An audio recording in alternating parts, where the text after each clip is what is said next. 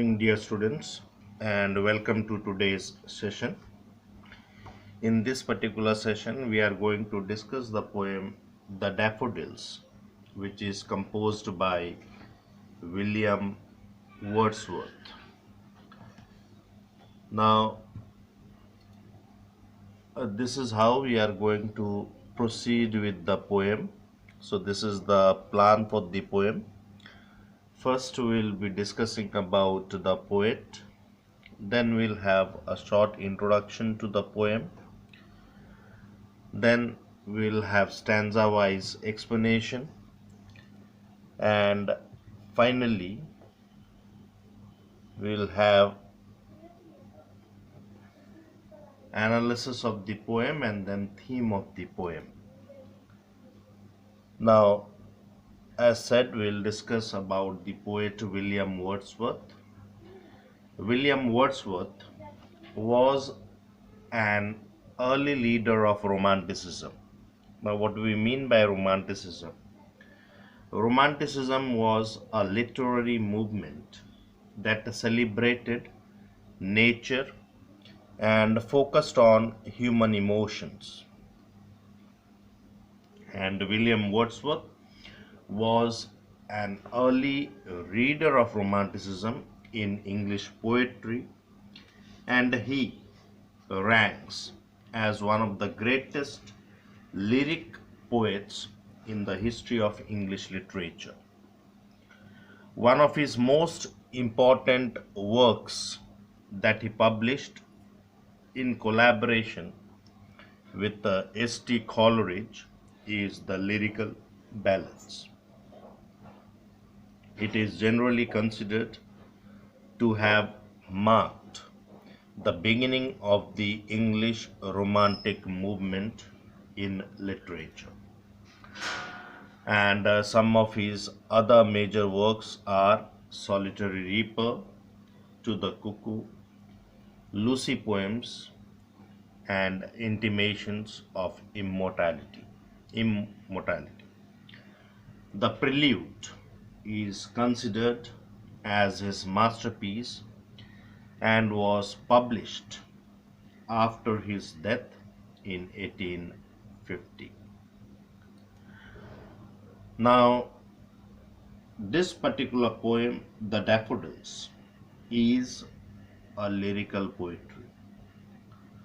So before we go on to do a brief introduction to the poem Daffodils, we need to understand what a lyric is. Now, a lyric poetry deals with the poet's feelings, state of mind, and perceptions.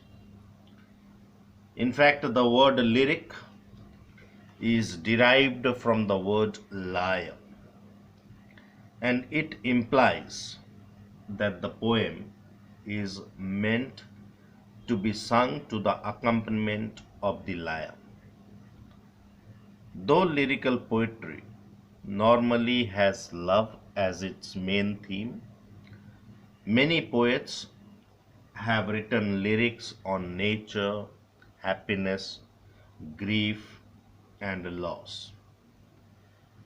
Daffodils by Wordsworth is a lyric that celebrates the beauty of nature along with the bliss of solitude. It was first published in Poems in 2 volumes in 1807, and the ordinary experience of encountering a crowd of daffodils has been elevated by Wordsworth in the poem. And the imagery of fluttering and dancing daffodils makes the poet feel one with the nature, where he finds himself wandering like a cloud and enjoying the beauty of valleys and hills. In fact, the poem starts with pessimism, author's loneliness, and ends in optimism. that is pleasure of watching daffodils. Wordsworth, as a poet, wrote poems not only out of his experience, but sometimes he borrowed memories from his sister Dorothy. In her diary, Dorothy described what she and Wordsworth saw while walking near a lake at Grasmere in England. She writes in her diary, when we were in the woods beyond Gobaro Park, we saw a few daffodils close to the waterside. So the poem thus recaptures this moment from the poet's memory. And now we'll go to the stanza wise explanation or summary of the poem. So let us do stanza 1, where the poet says, I wandered lonely as a cloud that floats on high over vales and hills, when all at once I saw a crowd, a host of golden daffodils, beside the lake, beneath the trees, fluttering and dancing in the breeze. Now, the poem begins with the poet wandering alone as a cloud. Here, wandered means to move around to different places, usually without any aim, purpose, or direction. So the poet was roaming around just like a cloud floating over the valleys and hills. Here, floating means carried along by moving water or air. It was then that the poet saw a crowd, a host of golden daffodils. Here means he saw a large number of golden daffodils beside a lake, and the daffodils appeared to the poet as fluttering and dancing in the breeze. So the daffodils were beside the lake beneath the tree, and they appeared to be fluttering and dancing happily in the breeze. Fluttering means moving with quick, light movements. Okay. So they were fluttering and dancing along the breeze. Now, if you see in this particular poem, Wordsworth has presented a natural scenery that is very calm and peaceful and joyful. For this, William Wordsworth has used a range of images of lakes, fields, trees, stars, and clouds. And Wordsworth, on seeing those golden daffodils, he is filled with joy. And we also see that the poem starts with in pessimism. So when the poem begins, the poet is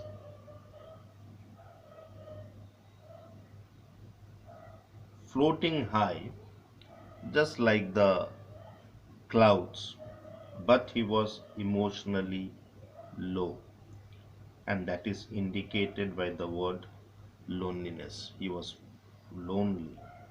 He was in a secluded mood. So the poem begins with a note of pessimism as the poet feels lonely, secluded.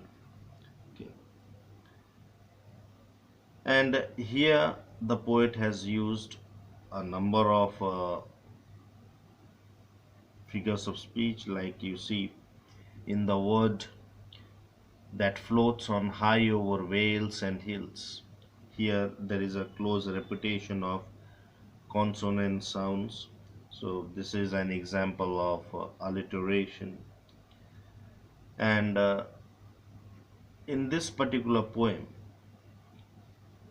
the poet has personified the daffodils. Now, what do we mean by personification? Now, personification is a figure of speech in which an inanimate object or an abstract idea is spoken of as though it were endowed with the human attributes or feelings. For example, the poet says, a host of golden daffodils beside the lake, beneath the trees, fluttering and dancing in the breeze. So, these lines, the daffodils have been personified as fluttering and dancing along the riverside. And throughout the poem, you will see that the daffodils have been personified.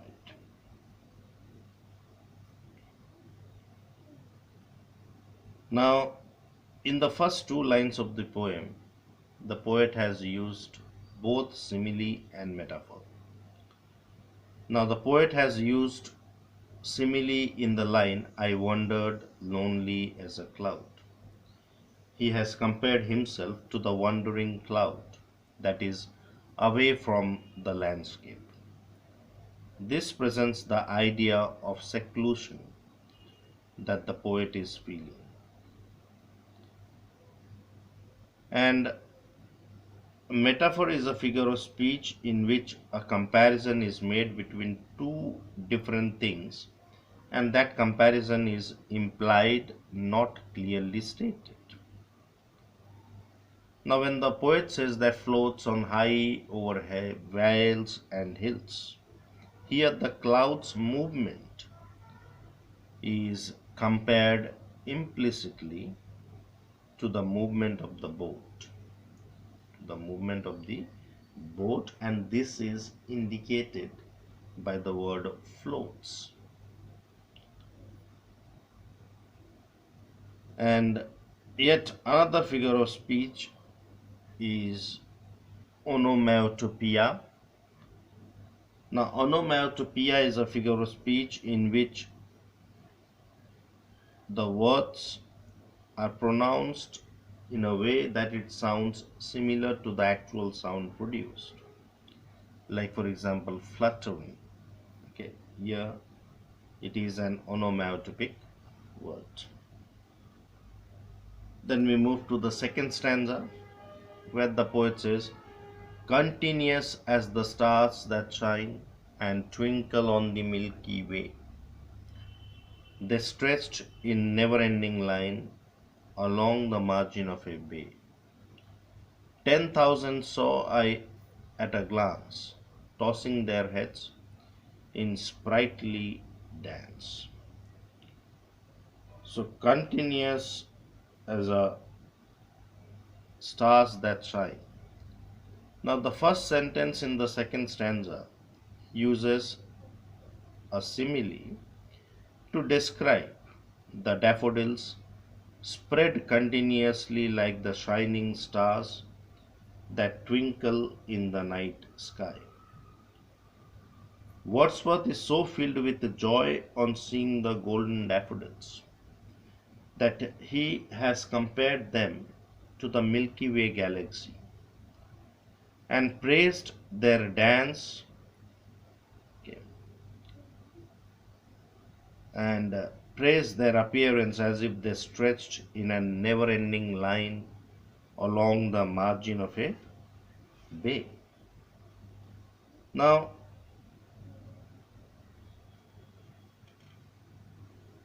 see, in this particular stanza, in the second stanza, the poet describes how beautiful the daffodils looked. The poet has compared them with the continuity of stars that shine and twinkle in the night sky.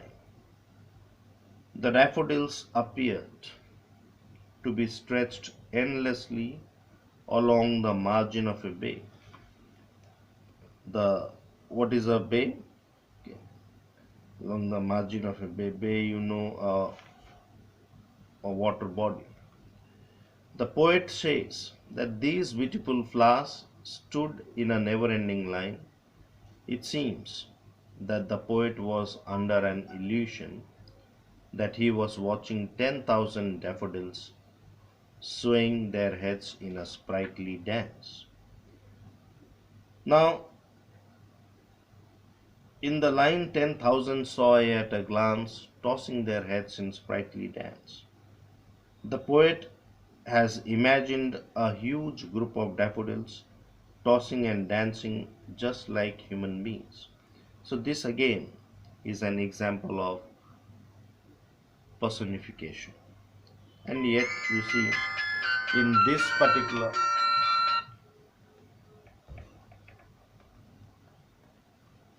particular poem, the poet has also used exaggeration. Now, when the poet says 10,000 saw at a glance, it is a case of exaggeration. Okay. Because it is a hyperbole describing the scene of 10,000 daffodils lying together. Then in the third stanza, the poet says the waves beside them danced, but they outdid the sparkling waves in glee. A poet could not but be gay in such a jocund company. I gazed and gazed, but little thought what wealth the shot to me had brought. So the poet goes on to describe the enchanting quality of the daffodils. The waves in the nearby lake seemed to be dancing and also sparkling due to the sun's rays falling on them. But the beauty of thousands of daffodils surpassed the beauty of the sparkling waves. The poet feels that he could not be anything but happy in such a gleeful company. Here, jocund means cheerful company. Gay means to be happy. He could be glee. Glee means a strong feeling of happiness. So, a poet feels that he could not be anything but happy in such a gleeful company, in such a cheerful company. So, therefore, the poet continued to watch at the daffodils. He gazed and gazed. He stared at the daffodils, and the sight before him amazed him.